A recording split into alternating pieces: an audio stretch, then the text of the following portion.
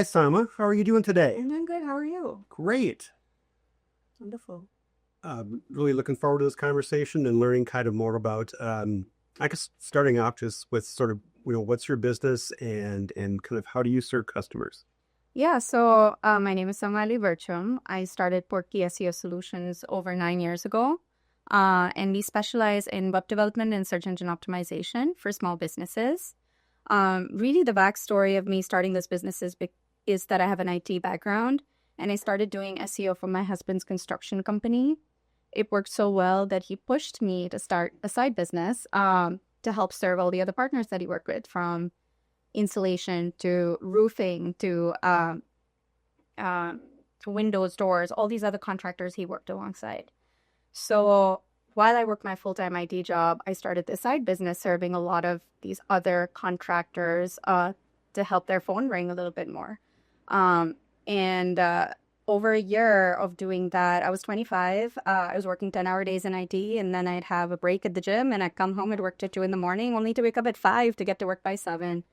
So I didn't really have a life at 25. That's all I did. But I was able to sign quite a few clients on contract. So after a year, I resigned my IT job and took this full time and haven't looked back since.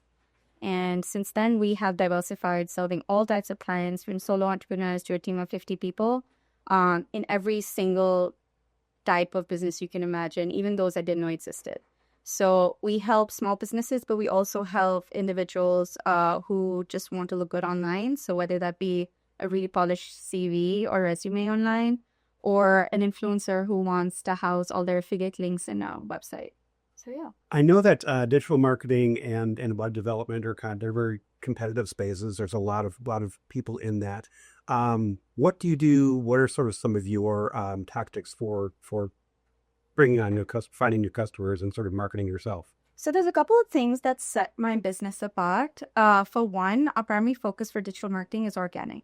So it's not paid advertising. Our primary focus is utilizing the assets that our clients own and making them stronger. So whether that be their website, whether that be their Google business profile, whatever they have, we just build content that's so rich in keywords and content that's relevant to their industry that it kind of snowballs over time.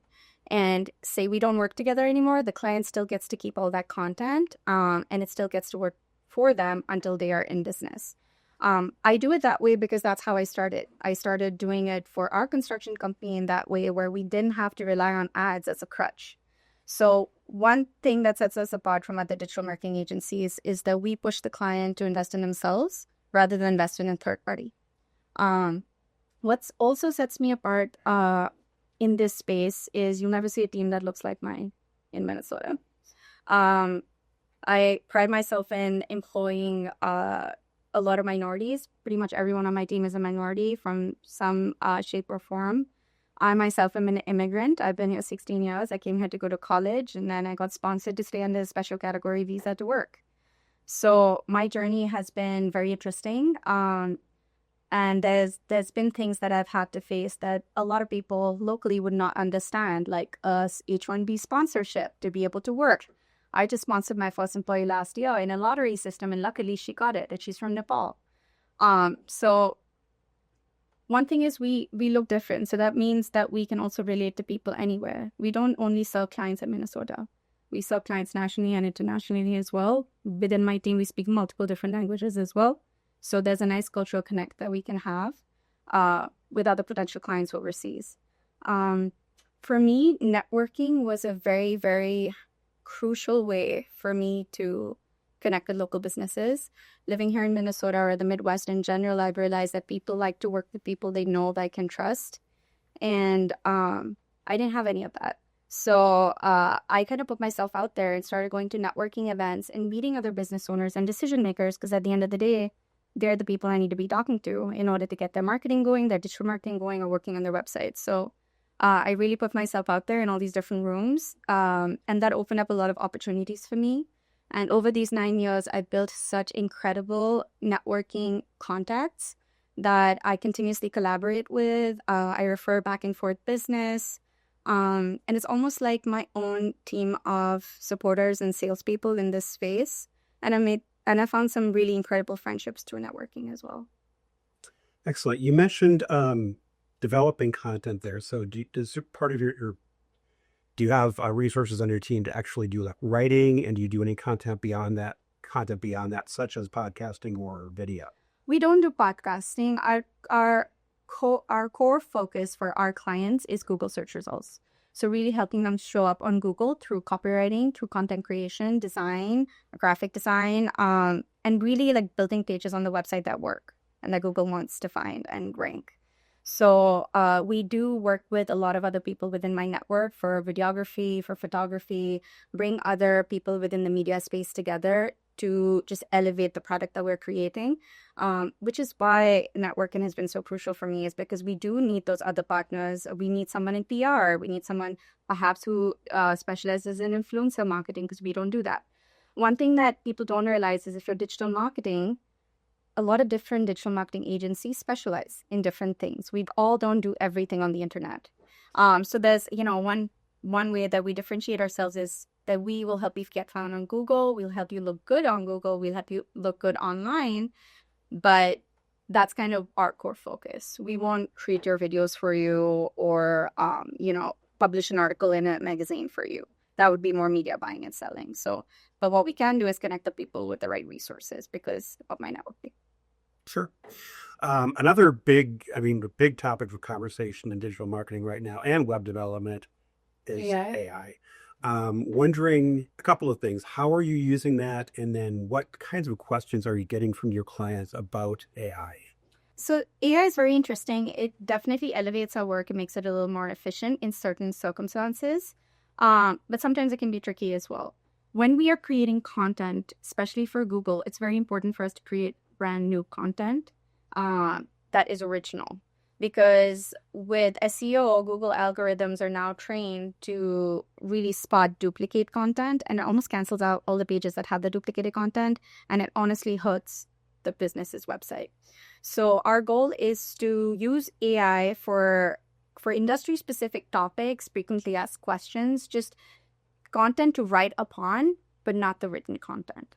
So it does speed up the process of shortlisting the type of content we're going to push out 1 month, for example, whether it be on social media, whether it be in email campaigns that we're designing, whether it be on the website itself. So that way it's really nice, and it gives us really good ideas. It gives ideas for captions and things like that, but the rest of it, the team has to do, the copywriters have to do, the designers have to do. Another way AI has actually really helped is editing photos that are provided to us by our client. Sometimes the client photos of projects and jobs are not the best, and they refuse to hire outside help. That's when we go to AI to elevate those photos to look a little bit better. And I'll give you a very basic example. We had a client that does egress windows in homes.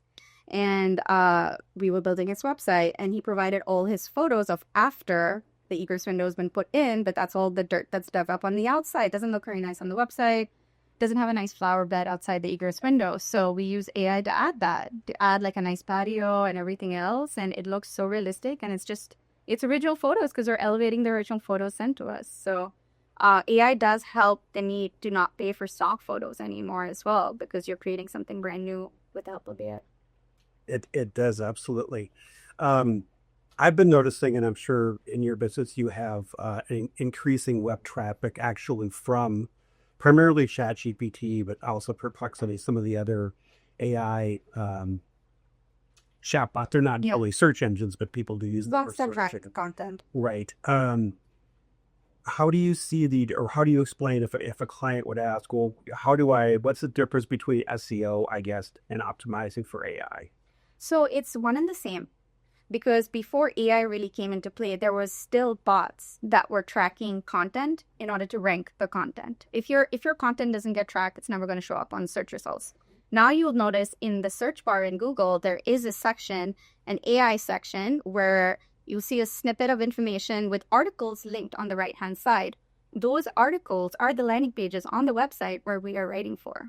So now we have a new bonus way to show up alongside, right on top, for the content that we're publishing every single month. So it's the way it's showing and displaying now is a little bit different, but it's the same thing.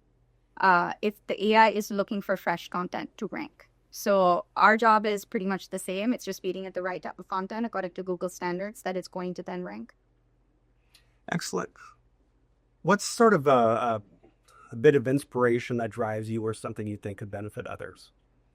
As a business owner, Yes.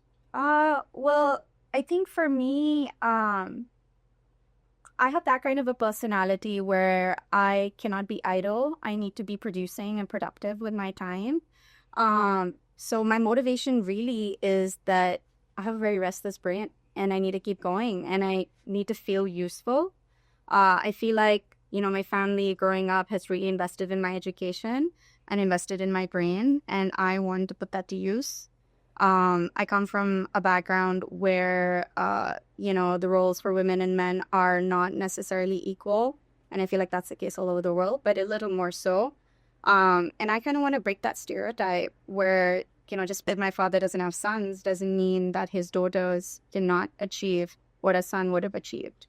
So I always wanted to be financially independent. That's how I was brought up. I did not want to rely on a man for any sort of financial help. And I wanted to build something out of the investment my dad made in my brain. So, Portkey, my business, has been the key to that, where I'm able to be independent. I'm able to help grow other people's businesses and grow mine at the same time. Because the interesting thing with my business is we don't grow if our clients don't grow. We stay in business, but clients stay in business and continue to make money. So it's kind of, mutually beneficial business for me to be in, because it's exciting for me to help other small businesses grow, and at the same time it's also serving my goals of being financially independent, of having a business where I can really put the left and right side of my brain together and contribute to my family. So Awesome. Every business goes through ups and downs. I'm wondering if has been a time since you got started and as time has gone on where you run into a slow period or difficult period or something, and sort of how did you pivot to kind of get things back on track? For a lot of people, it's COVID. It doesn't have to be COVID. Just saying that's obviously a big roadblock for many of us. So interestingly enough, COVID had the opposite effect for my business. People realized how important it was to be online, and it was a little too late for a few people during that time, but it sort of helped accelerate closings for me, because I didn't have to sell why it's important to be online anymore. People just understood that it was pretty crucial. But I would say, like, the hurdles and obstacles that I am dealing with, or I continue to deal with, and where I'm trying to grow a little bit more in, is people management. I feel like in small businesses, turnover is a big issue. Employing the right people in the right spots is a big issue, because in a small business, everybody needs to be performing in their roles. They need to be competent enough to do their job properly in order for the whole wheel to work seamlessly. So I feel like that is one thing, just finding the right candidates for me has been a little bit challenging. I have lucked out over the years with some really good ones. But yeah, I feel like that just all small businesses in general have to deal with training, retraining, rehiring, finding the right fit. For me, having the right talent and the right cultural fit is very, very important.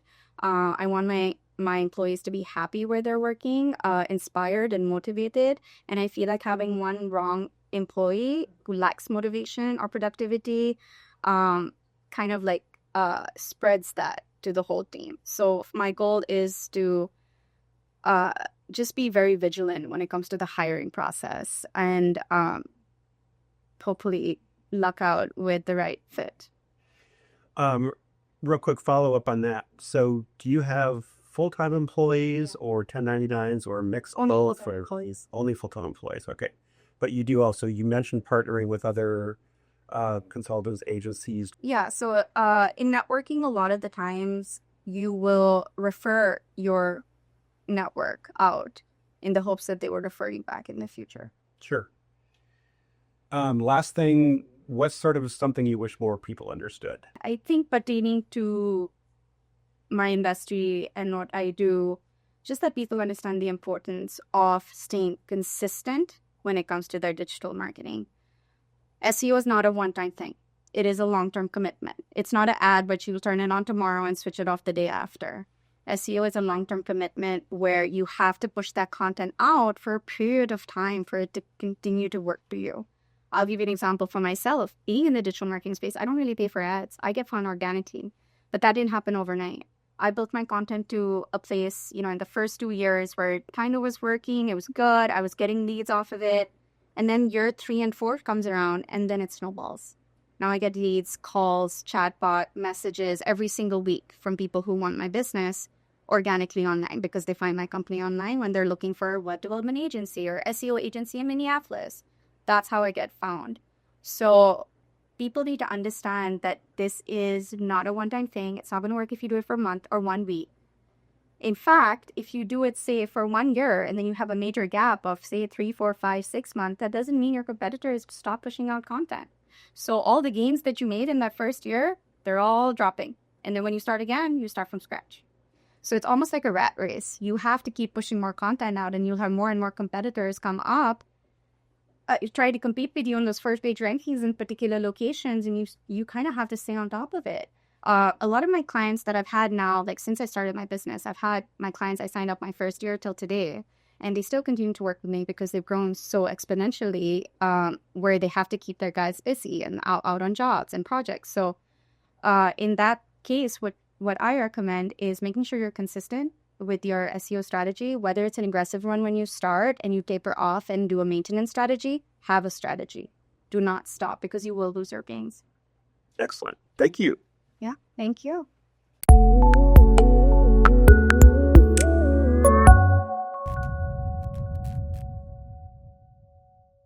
Hey, it's Will with the Podcast Crew team. Spotlight is a vidcast shot at the Podcast Crew Studios in Minneapolis. We would love for you to be our guest. Email us at the email address on your screen below to get a copy of the upcoming schedule. It's free, it's easy, and it's a great way to try out a podcast or a vidcast with our pro team. We do an in-person, in-studio version if you're in the Twin Cities area, and also an online version if you're somewhere else. We'd love to have you, hear your story, and help you start your podcast journey. Thanks. Get in touch today.